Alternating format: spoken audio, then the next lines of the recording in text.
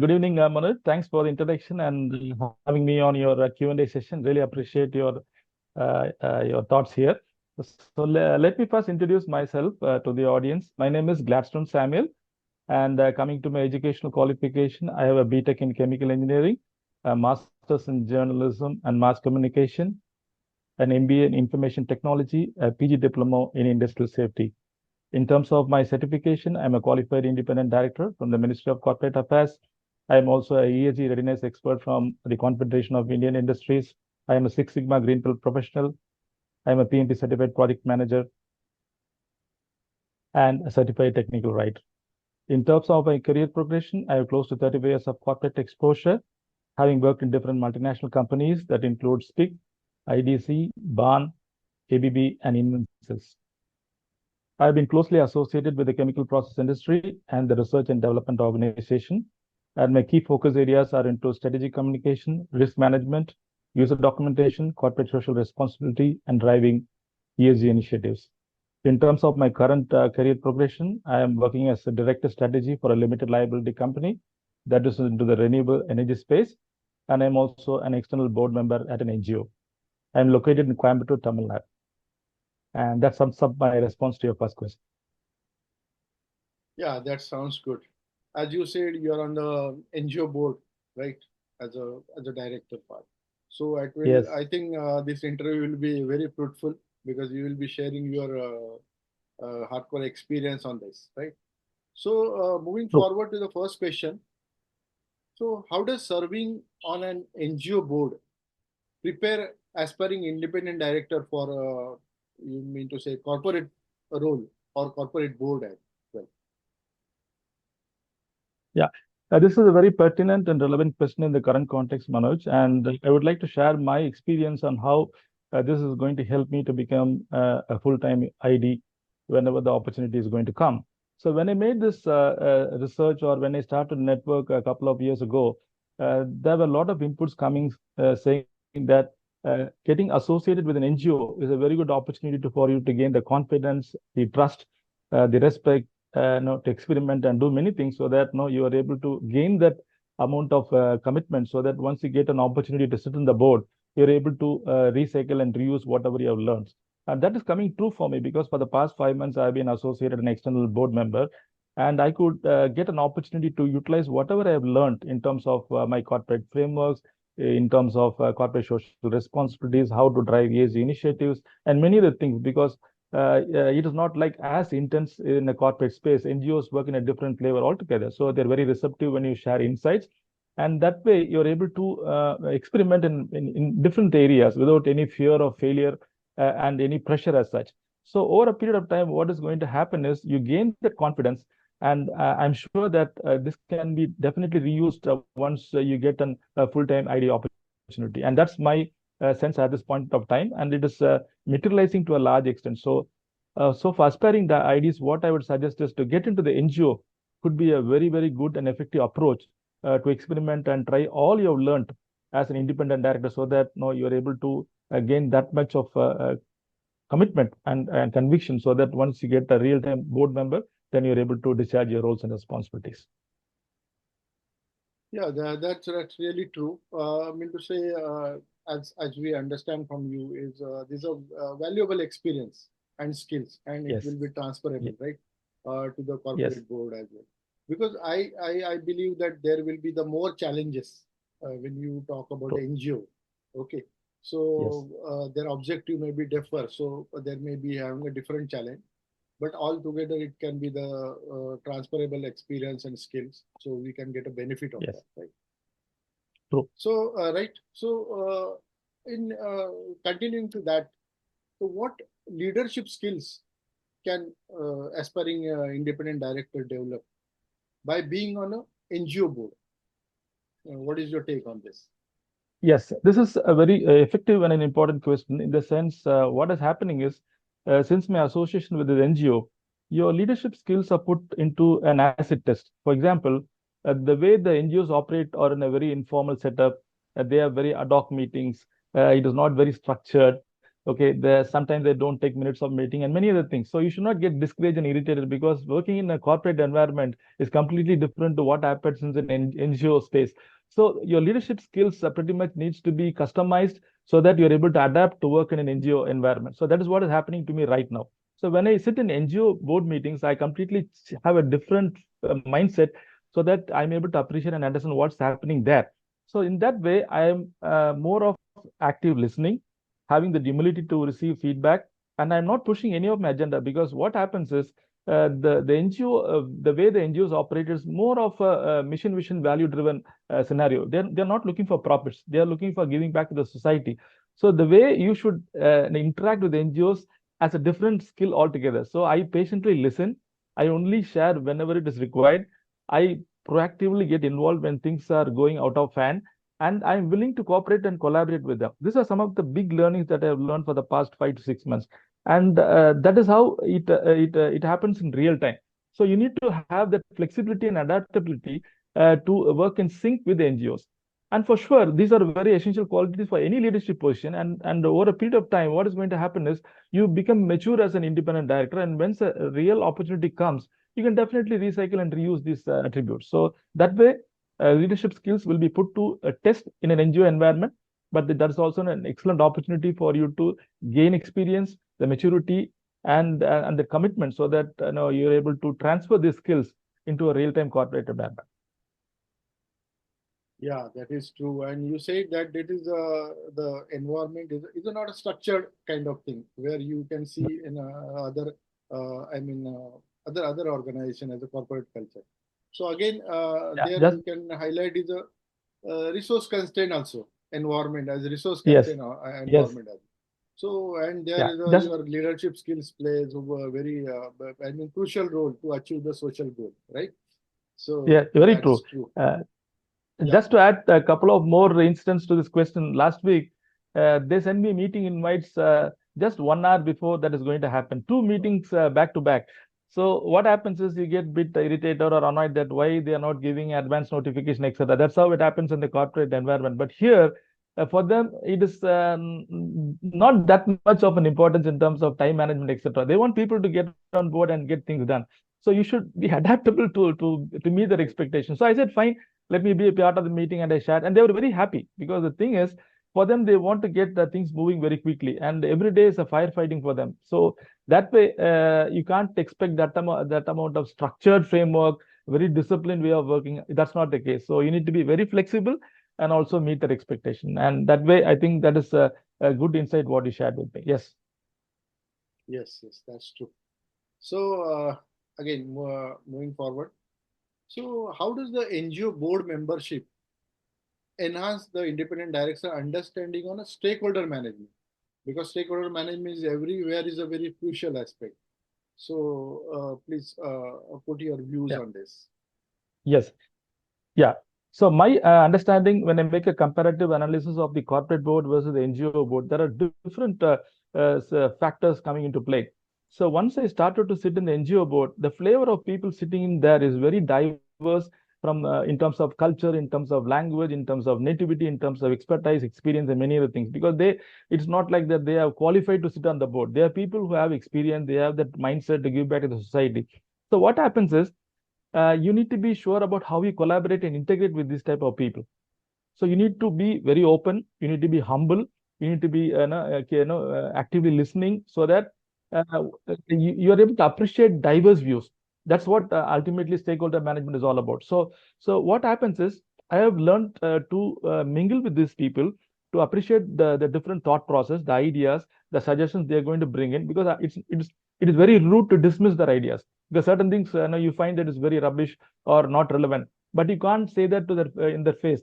You need to be very, very receptive and say, okay, let me think, or let me consider, and then we go back with some defined or refined version, and they're very happy to accept that. So that is the way that you manage stakeholders. So most of the time there is conflicts, there is differing opinion, there is dissent, but you should be mature enough and have the patience to bring all the people on board, have some consensus, so that at the end of the day, there is some productive outcome of the meeting. So that way, your stakeholder management capabilities are going to be in test when you work with an NGO. And for sure, that is beneficial when you're going to become an ID in a corporate world, because there the scenario is different. but you get valuable insights when you try to manage the stakeholders in an NGO setup. So for sure, it's a really a good place to manage people from diverse backgrounds. Really, it's a good insight from you, so audience can understand is how NGO board is a challenging job. Rather than corporate, we Yeah. have the constructed framework. So in there, you have to deal with many stakeholder, which Yes. you are not thought of that, but you have to manage them, right? Because you have to Yes. again Yes. manage the show. You have to take them on a single platform, and you have to get the work done. So that is the, I True. mean, True. yeah, outcome. So again, when we talk about the NGO board, so NGO board and expand and aspiring independent directors, professional network, right? How it will be Yes. helpful when you talk about the professional network? Yes. For any of crucial importance, that's for sure, and everybody will agree and recognize the importance of active networking. So in the NGO space, what is happening is the different flavor and different people coming into the board gives you that opportunity to mingle with them. For example, in one of the board meetings, there was a bureaucrat, there was an IAS official, there was sub collectors, there were people, corporate donors, there were community leaders, there were political parties. So the stakeholder flavor is completely different. So you get an opportunity to network with them to understand how they behave, how they interact, and what is the expectation. That way, you get into the limelight. So you get to know who they are, and once you give your business card, they get to know about you. Then that connection happens. So what is going to happen over a period of time? Your network is the length and breadth of your network is going to expand, and that way you get recognized through the NGO. Your network influence is going to broaden. And for sure, it is very important for aspiring independent directors because unless you network effectively and you get into the limelight of people who are already sitting on the board or people who have the influence to push you to an ID's role, then things are not going to happen. So what I learned is you are able to polish your networking skills when working in NGO space, and that is really good because because once you learn this, you can easily transfer that into the corporate world, and that can help you to promote your brand for getting a very good ID position. So that way, for sure, networking is a very good opportunity for you to experiment in the NGO environment. Really, that's true because you are getting connected with many people. I remember if you take a case of donors. So if the Yes, donors are there, then there a different flavor. I mean to say, so your yes, network will be very strong, and it will be really useful. When you talk about the corporate culture. yeah. So And just to add to that, yeah, just to add to this question, what happened is when I was sitting for one of the meetings outside the meeting once, no, uh, immediately there was some reaction. So that I could get the connection from some other place asking that can I be a part of the board? Within a space of yeah, 2 months, you see the effective the trigger effect of what is going to happen. So they somehow got to know about me in one of the yeah. meetings, and then I was referred, and then they started to discuss with me. Can you also be a part of the board? Can you help us? Can you collaborate with us? Very quickly it happened. So networking is very beneficial for sure. It increases your personal branding, your reputation, and that's a good foundation for you to be in, for to become a full-time independent director in a corporate development. So for sure, networking is very important, and NGO gives you that space for you to mingle with people and also get it in their good books. Yes, That's good. That's good. And you see, it sounds really good if we get a sub chance to get on the NGO. So we'll get a good network, and its chances are high. We can get some yes, independent director profile as well, right? So, yes. what is a unique perspectives can NGO experience bring on the independent director portfolio? What is your, based on your experience, uh, how you can put this on to the audience, right? Okay. Uh, to my limited understanding, Manoj, the way NGOs operate versus corporate is completely different. But then they do have the frameworks in place, but that is not rigidly followed. So they have some sort of a structure. For example, they have an org chart. They know who's to do what, but that's not written rigidly in black and white. By mentally they do things, but then when I went and told them it should be clearly defined, roles and responsibilities should be there, an escalation matrix should be there, minutes of meeting should be recorded. All these things are pretty much very common in a corporate environment, but that doesn't happen in an NGO. So when I told them that this is very important, they could realize, but then they are not doing that for many reasons. So what happens is you get an opportunity for you to make them understand how things have to work in a professional environment, and they're willing to take your feedback. So, for example, the NGO where I'm associated with, the website was not updated for more than 10 years. So when I told them this is not the case, they were surprised. They said, "What is the need for me to update the website?" Then I said, "No, that's the entry point for all the people to understand what you're doing." And they really bought in my idea. So next week I'm going to have a meeting with them saying that how to update your website so that your current information is updated. Whatever is showing up there is more than 10 years ago. That means it gives a different picture to the stakeholder. They say that, okay, this is outdated information, nothing is updated, there is no leadership team, there is no organization chart, many things come up. But when I told that this is going to add value, they are buying in your idea. And they said, Gladstone, please help me come up with an idea on how to improve your website, give us a structure, let us know what is the language to be used, and many other things. So that way, what happens is they know, but they lack resources. They are short of technology. They don't have the expertise. So when people like us get into that picture now, they are more than willing to understand and appreciate what you're going to bring in, and we can add a lot of value to the posts. That way, it's pretty good.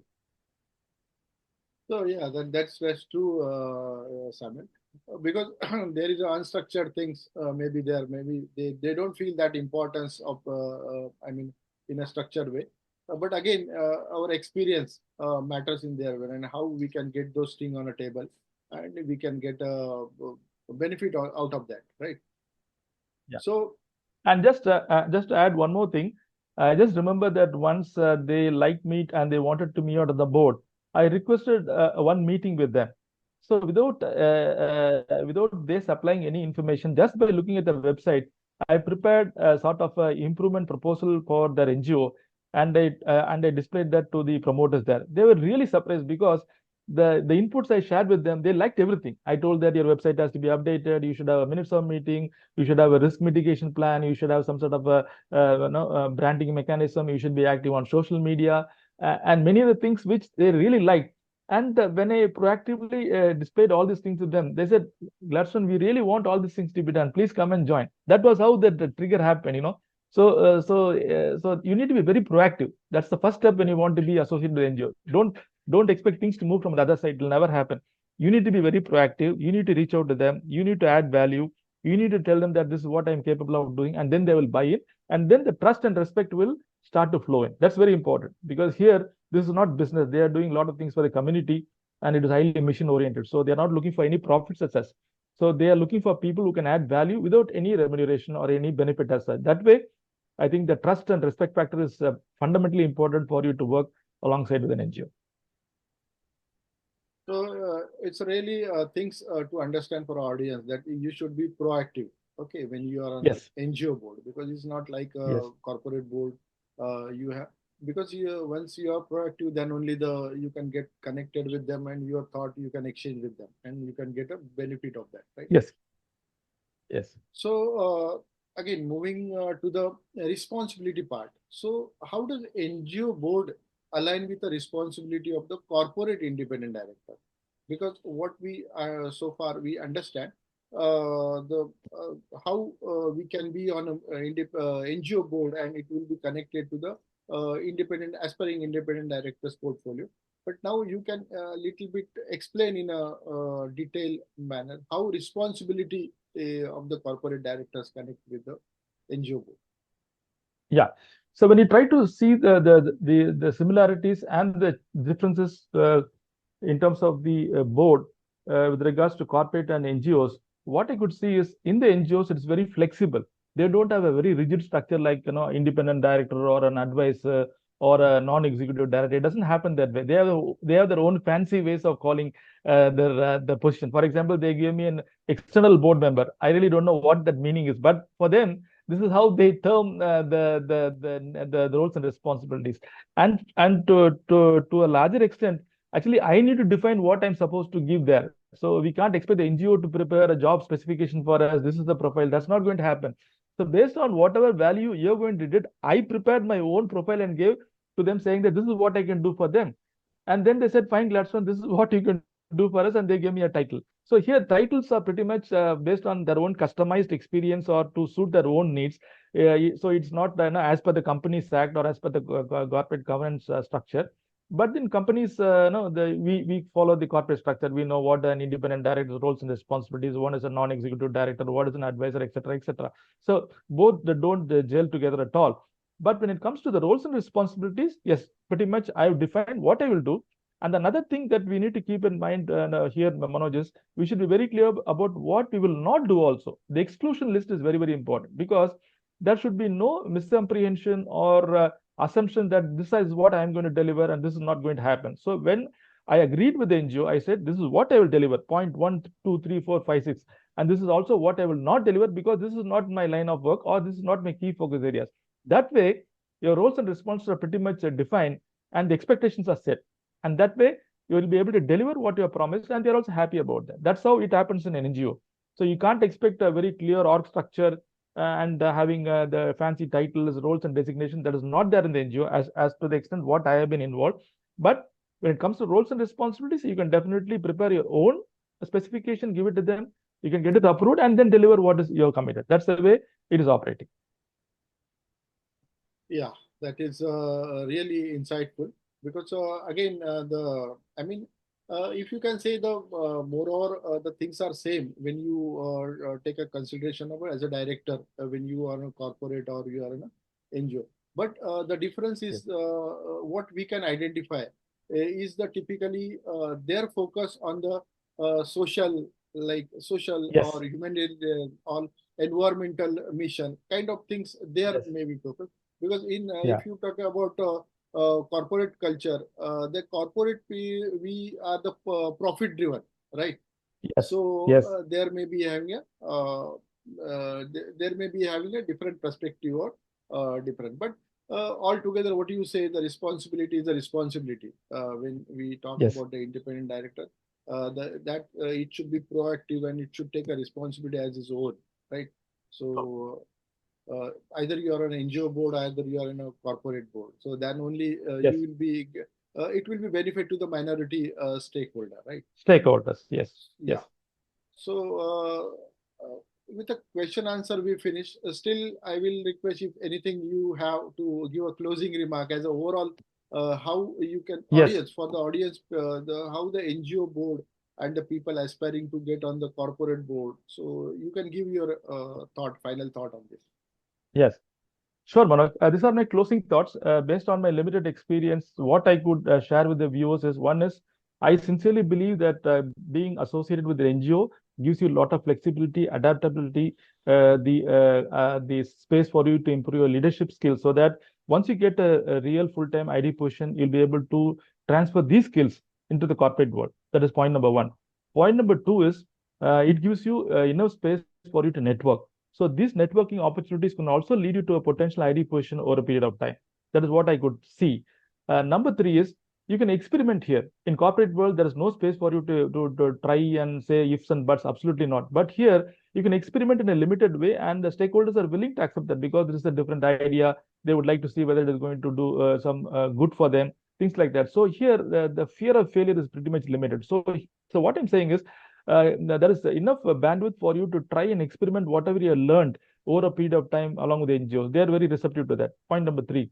Point number four is you need to be extremely proactive here. So if you think that things are going to come to you, it's never going to come. You need to be very proactive. You need to follow up. You need to have the patience. You need to have that humility to be with the crowd. That no, you think maybe they are not learned as you are, or you are as polished and refined as you are. Things like that. It's not that they come from different diverse backgrounds. So you need to appreciate and be a part of the team there. That's point number five, which is very crucial. And point number six, the fundamental foundation for you to be successful in NGO is about trust and respectability. You need to be sure about maintaining these two till the very end. Only then things will start to move. So these are some of the quick learnings I have accrued over a period of time. But then the final thought which I would like to share is the NGOs have a different ball game altogether. As you rightly said, Manoj, they're not looking for profits.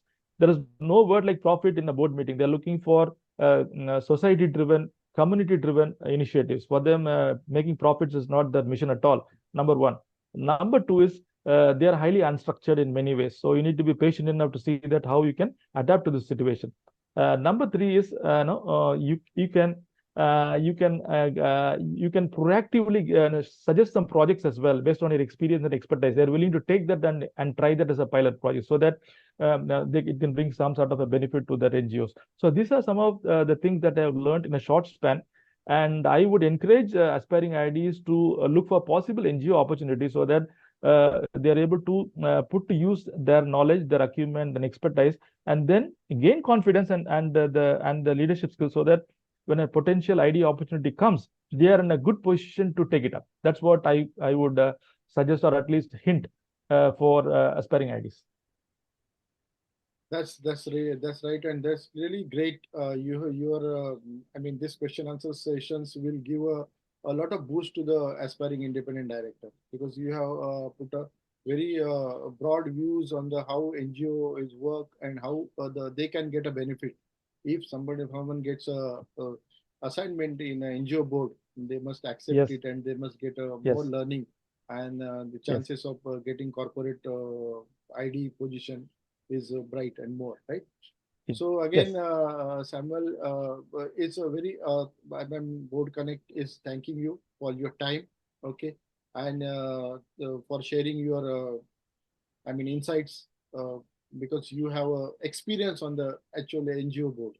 So that matters for the us, as well as the audience, right?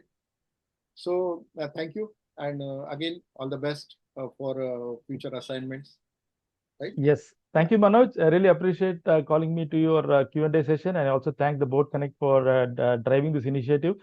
And I'm also seeing a lot of videos coming out from Board Connect on YouTube. So I'm also learning from other people's insights. So it's a very good initiative, and please continue to do that so that the IDs communities are getting enriched by different thought process, insights, and wisdom from learned people.